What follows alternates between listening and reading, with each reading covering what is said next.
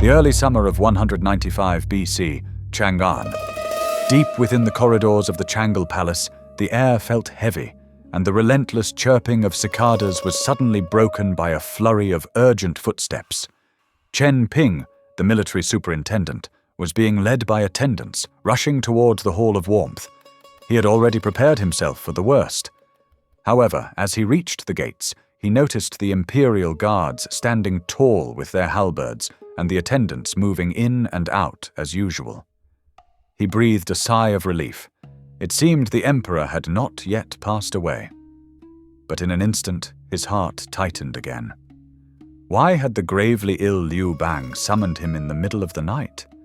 Liu Bang, the founding emperor of the Han Dynasty, lay on his sickbed in the Hall of Warmth, his vision blurred. After finally recognizing Chen Ping, Liu Bang erupted in a fit of rage. "They have rebelled. All of them. Kill them. Kill them all."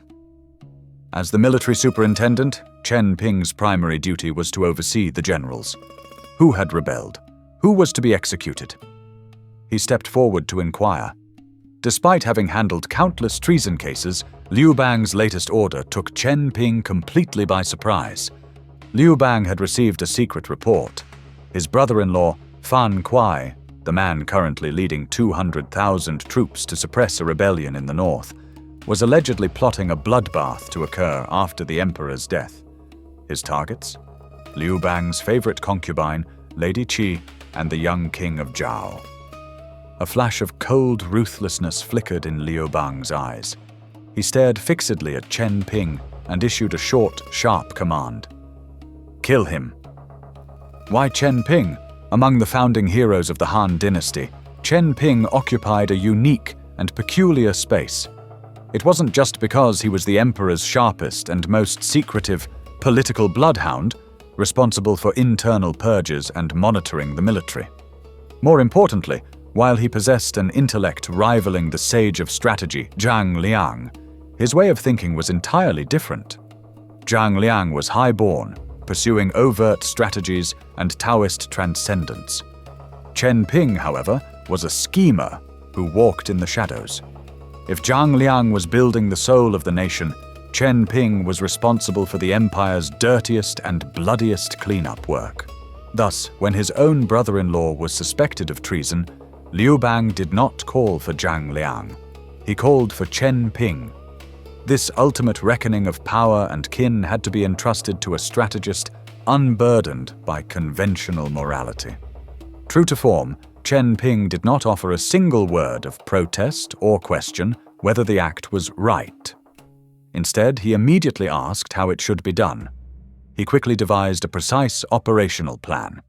To prevent a mutiny among the 200,000 troops following their commander's execution, the death sentence could not be announced openly. He suggested that Grand Commandant Zhou Bo be sent to take over military command, while Chen Ping himself would personally carry out the execution. Liu Bang approved. He immediately summoned Zhou Bo, issued the imperial decree, and ordered the two men to depart at once, traveling through the night to the northern front to seize command and execute Fan Kuai. Zhou Bo gave Chen Ping a meaningful look and accepted the order. Not long ago, in this very Hall of Warmth, by Liu Bang's bedside, Empress Liu had asked the emperor about the future political arrangements of the empire. The most critical decision was who would succeed Xiao He as the head of the administration. Liu Bang gave an intriguing sequence: Cao Shen, Wang Ling, and then Zhou Bo. But when mentioning Wang Ling, Liu Bang noted that while loyal, he was somewhat pedantic and would need someone to assist him as a deputy. That person was Chen Ping. This was a secret political blueprint. Neither Chen Ping nor Zhou Bo knew of it yet. As the two men walked side by side out of the Changle Palace, they remained silent. The palace was no place for secrets. Zhou Bo, a man of rigid integrity, had always felt a sense of revulsion toward Chen Ping's dark methods. Yet he had to wait patiently for the right moment to draw the truth from Chen Ping's mouth. Even a soldier like him could see that they were walking into a death trap. Fan Kuai was not only a founding hero, but also the brother-in-law of Empress Liu. A dying Liu Bang might, in his fury, tear up the bonds of old friendship. But what about the Empress? To kill her closest family member at the very moment the Emperor was about to draw his last breath. Was this an act of loyalty or an act of suicide? Chen Ping also remained silent, waiting for his moment. He saw a predicament that far exceeded Zhou Bo's concerns. He was searching for a path to survival so narrow it barely existed, not just for himself, but for the Empire. And the Grand Commandant beside him, Zhou Bo, was the crucial pivot on that path. A thriller of survival, betrayal, and power had just begun. Before joining Liu Bang's uprising, Grand Commandant Zhou Bo was merely a musician in Pei County, making a living by playing the flute at funerals and weaving mats. Despite his lowly origins, he looked down on Chen Ping. To him, he was merely poor, whereas Chen Ping was morally bankrupt. When Chen Ping first joined Liu Bang, Zhou Bo and Guan Ying immediately protested, pointing out that in his youth, Chen Ping allegedly had an affair with his sister-in-law and had accepted bribes while serving as officer. How could such a man be trusted? Finally, Zhou Bo had said with righteous indignation, "Though he is a handsome man, he is nothing more than the jade on a crown, a beautiful ornament with no real substance." Indeed, Chen Ping was too handsome. In the records of the Grand Historian, Sima Qian described him with these words, "Towering stature and striking features." In that era of constant warfare, such decency was almost a sin. When he was still a starving student, his neighbors would ask with mockery and jealousy, "You are so poor. What on earth are you eating to grow so tall and robust?" What was he eating? The sweat of his brother and the cold glares of his sister-in-law. Chen Ping's family was destitute, yet he spent his days immersed in books and travel. His brother, a kind-hearted man, took on all the farm work, indulging his brother's pursuit of ethereal knowledge. But Chen Ping's sister-in-law loathed this idle, pretty boy. She would sneer in front of others. "What does he eat? Chaff! Having a brother who doesn't care for the family is worse than having no brother at all." This was the environment of Chen Ping's early years, a study in extreme contradictions. He possessed the bearing and knowledge of an aristocrat, but lived in a slum where there wasn't even a door, only a tattered straw mat to block the wind and rain. This poverty ensured that Chen Ping and Zhang Liang would never be the same. Zhang Liang came from a noble lineage in the state of Han, with 5 generations of chancellors in his family. He never had to worry about survival. His strategies were overt, ethereal, and almost divine. But Chen Ping had to survive. This hunger from the bottom of society forged in him an ultimate pragmatism. When Chen Ping reached the age for marriage, he looked down on the poor and the wealthy looked down on his poverty. At that time, there was a wealthy local family with a granddaughter who had been married 5 times. All 5 of her husbands had met untimely deaths. This was seen as the widow's curse, and no one dared to marry her. Chen Ping, however, actively pursued her.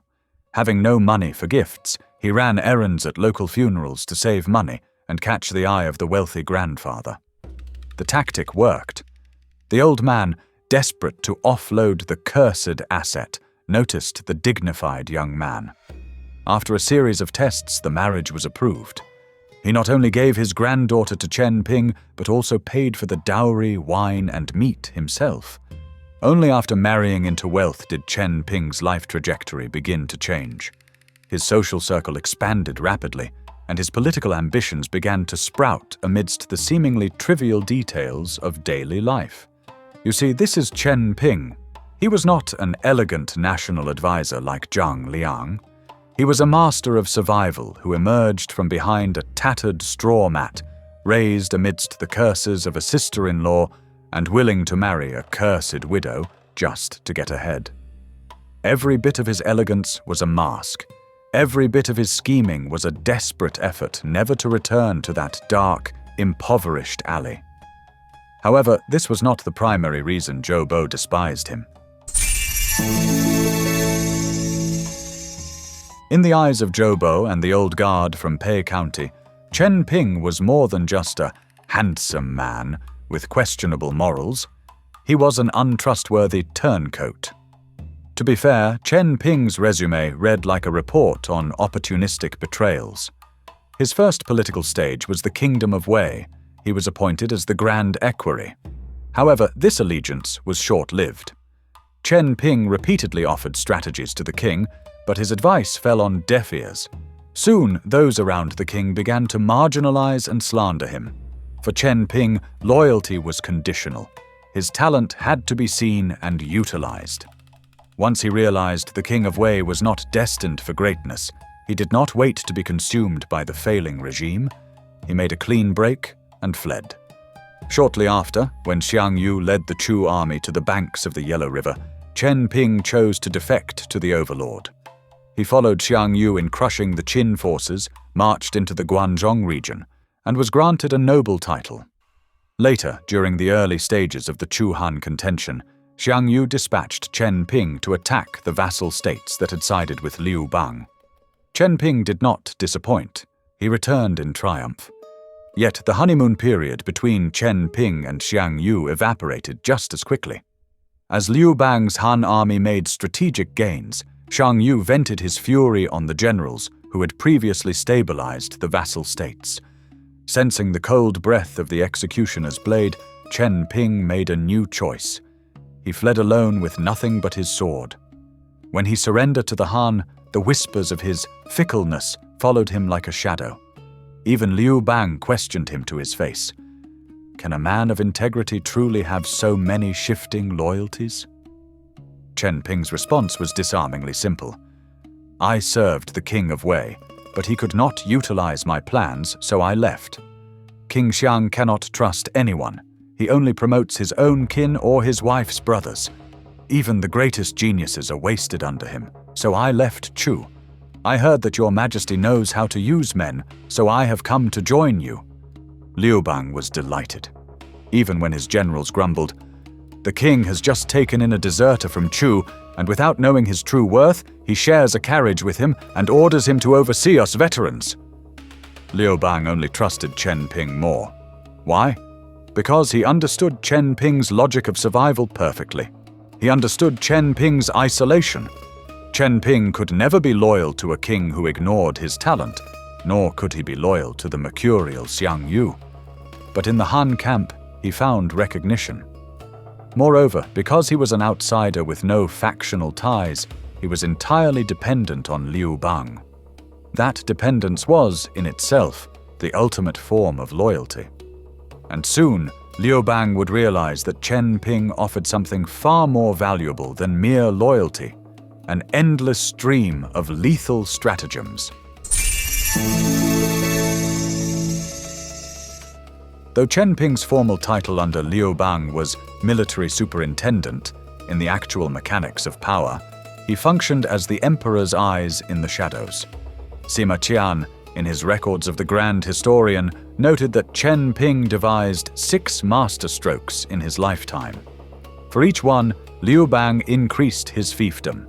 Yet some of these plots were so clandestine that even the history books are vague about their details.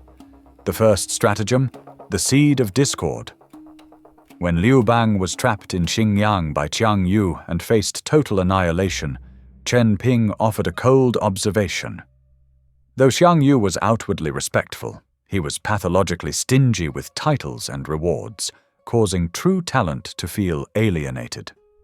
Liu Bang handed Chen Ping 40,000 catties of gold, allowing him to spend it without any oversight. Chen Ping used this fortune to spread rumors within the Chu camp, successfully driving a wedge between Xiang Yu and his most vital generals. The second stratagem, the lethal molting. During the darkest hour of the siege at Xinjiang, Chen Ping orchestrated a ruthless decoy plan. He selected 2,000 women, dressed them in the armor of Han soldiers, and sent them out of the eastern gate at night, led by General Ji Xin, who was disguised as Liu Bang. While the Chu army swarmed the eastern gate in the chaos, the real Liu Bang quietly escaped through the western gate. This was Chen Ping. His tactics never considered morality, only results. The third stratagem, the political trap. When a report surfaced accusing Han Xin, the king of Chu, of rebellion, Liu Bang's generals clamored for a military expedition. Chen Ping alone saw the truth. The Central Army was not strong enough to crush Han Xin in open battle. He advised Liu Bang to follow the ancient tradition of an imperial tour, feigning a pleasure trip to Yunmeng Lake.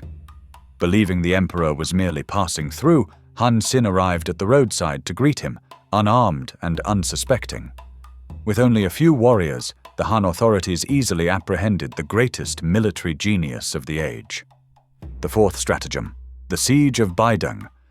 When Liu Bang led a campaign against the Xiongnu, he was surrounded by 400,000 cavalrymen at Pingcheng for 7 days and nights. In this life-or-death moment, Chen Ping struck again. He sent a secret envoy to negotiate with the Chanyu's wife, using clandestine bribes and political trade-offs to sway the most influential woman in the Chanyu's court. Miraculously, the Xiongnu army opened a gap in their encirclement, allowing Liu Bang to escape certain death. The final two stratagems, the internal purge. Whether it was the rebellion of Zhang Tu, the king of Yan, or the later wars against Chen Shi and Ying Bu, Chen Ping was always there as the military superintendent. He never commanded tens of thousands on the front lines. Instead, he operated behind the scenes, managing military intelligence and political subversion, ensuring that the powerful vassal kings were defeated from within before the battle even began. These 6 masterstrokes transformed Chen Ping from a poor boy living behind a tattered straw mat into the Marquis of Kuni. He earned Liu Bang's absolute trust, so much so that he was woven into the long-term political blueprint of the empire. But did Chen Ping truly remain loyal to Liu Bang? Now let us return to that sweltering summer night in 195 BC. Chen Ping and Zhou Bo were racing toward the northern front in a war chariot, carrying that lethal imperial decree. Amidst the jolting of the journey, Chen Ping finally spoke. He said to Zhou Bo, "Fan Kuai is not only an old friend of the emperor, but also the brother-in-law of Empress Lu.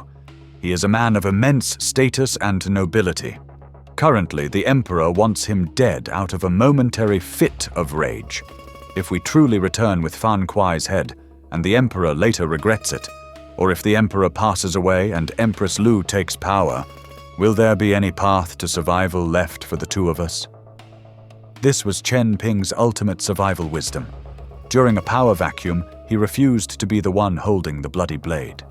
He proposed that instead of executing him, they should lock Fan Kuai in a prison carriage and bring him back to Chang'an alive, letting the emperor himself decide the fate of his confidant.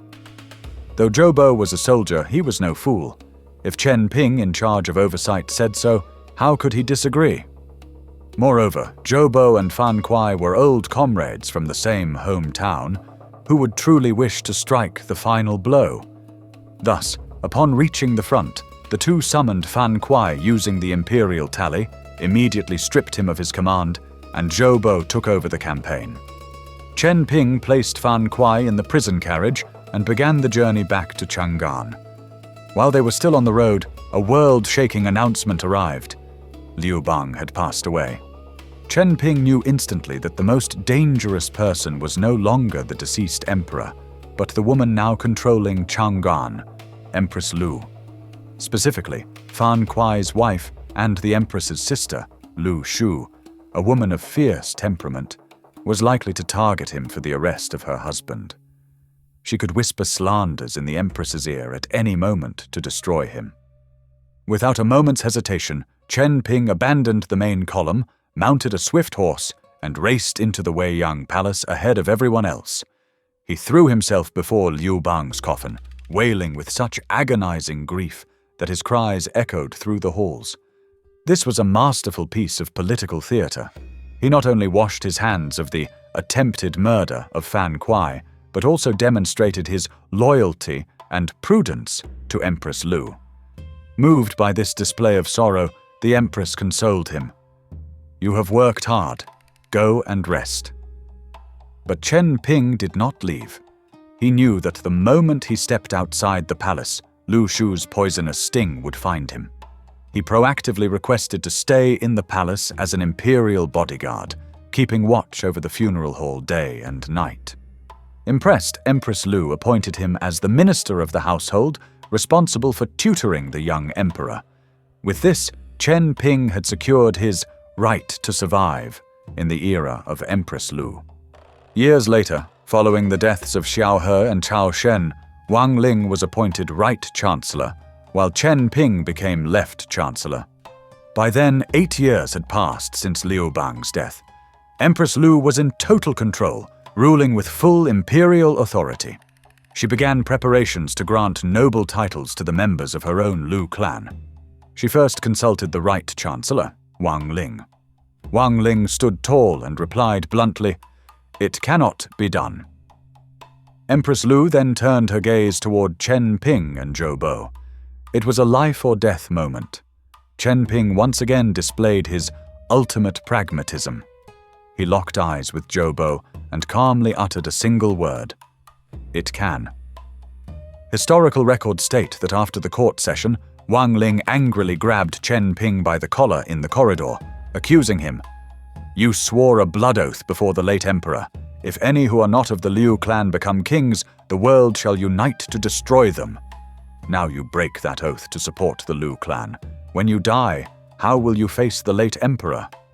Chen Ping looked at his trembling friend with eyes devoid of guilt, possessing only a cold, almost brutal clarity. He spoke slowly. "In terms of upright confrontation in the court, I am indeed not your equal. But when it comes to preserving the Liu legacy and ensuring this vessel does not capsize amidst the crashing tides, you are not mine." Wang Ling had no answer. Soon after, Wang Ling retired in illness, and Chen Ping became the Right Chancellor, the apex of the civil order. Rational political logic suggests that Chen Ping's words might have been a later fabrication. Even if he truly thought so, he would never have said it openly. Chen Ping hadn't necessarily decided to preserve the Liu and destroy the Lu at that moment. Rather, it was a deep-seated instinct for dormancy. He knew that if all the old ministers were purged like Wang Ling, there would be no one left to influence the future. Survival was the only way to see tomorrow. As for what tomorrow would look like, no one knew.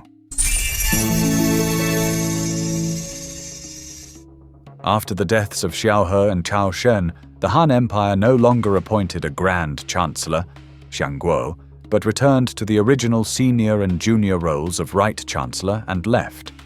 In theory, Chen Ping, as the Right Chancellor, should have been the leader of the civil service. However, the Left Chancellor, Shen Yiji, a favorite of Empress Lu since their early days, resided in the palace. Every matter had to pass through him before reaching the Empress. Effectively, the empire's administrative power was monopolized, and Chen Ping became a puppet chancellor. Did Chen Ping resist? No. He endured in silence. Even when Empress Lu later bypassed the chancellors entirely to reinstate the position of Grand Chancellor for her nephew, Chen Ping remained silent. During those years of Empress Lu's reign, the air in Chang'an was thick with suffocating suspicion and political assassination. For Chen Ping, it was a dance on the edge of a blade. Though he had secured his life by supporting the Liu clan's titles, the crisis was far from over. His greatest enemy was not the Empress, but her sister, Lu Shu. This woman had never forgotten who had carried the secret order to take her husband's head. She watched him like a venomous scorpion, constantly whispering slanders into the Empress's ear. Chen Ping, as Chancellor, ignores all affairs of state. He spends his days in drunken revelry and trifles with women. For any politician who cherished his reputation, these were devastating accusations. But Chen Ping's reaction was unexpected. Instead of curbing his behavior, he leaned into it, letting his banquets and songs continue through the night. This was not decadence, it was extreme political camouflage. Chen Ping knew that in the eyes of a paranoid ruler, a brilliant man who was greedy, lustful, and lacked ambition was far safer than a patriot who was clean, diligent, and worried for the nation. Empress Liu fell for the ruse. She even mocked her sister Lu Shu to her face. They say the petty whims of a woman's heart are not to be trusted. Chancellor Chen and I are of one mind. Ignore those idle rumors. Chen Ping thanked her humbly. In the moment he bowed his head, he successfully hid beneath the umbrella of protection the Empress had personally provided for him. Yet, behind the facade of a drunken stupor, Chen Ping's gaze remained cold. He knew that playing small could only save his own life, not stabilize the empire. The Han court at this time was like a broken mechanism. The group of founding heroes led by Zhou Bo held the military but lacked political strategy, while the civil ministers led by Chen Ping had the intellect, but not a single soldier. It was then that a strategist named Lu Jia paid a secret visit to Chen Ping. Lu Jia saw through the disguise and said directly, "The safety of the world lies in the harmony between the general and the chancellor. If they are in accord, the soldiers will follow. If they are at odds, the ambitious will seize the opportunity. Why do you not proactively seek out Grand Commandant Zhou Bo and form a deep bond?" Chen Ping realized that to accumulate strength in the darkness, he had to mend his relationship with those old brothers. So Chen Ping took 500 catties of gold to celebrate Zhou Bo's birthday, presenting him with lavish gifts and feasts. Zhou Bo reciprocated the gesture. These two men, who had been forcibly tied together by Liu Bang's bedside, finally completed a spiritual union under the shadow of Empress Liu's high-pressure rule. A schemer and a pure soldier shook hands in the dark. Chen Ping began his long wait. He disguised himself as a submissive puppet, watching the Liu clan occupy key positions and the court become tattered and chaotic. Day after day he drank and played, appearing as a thoroughly withdrawn mediocrity.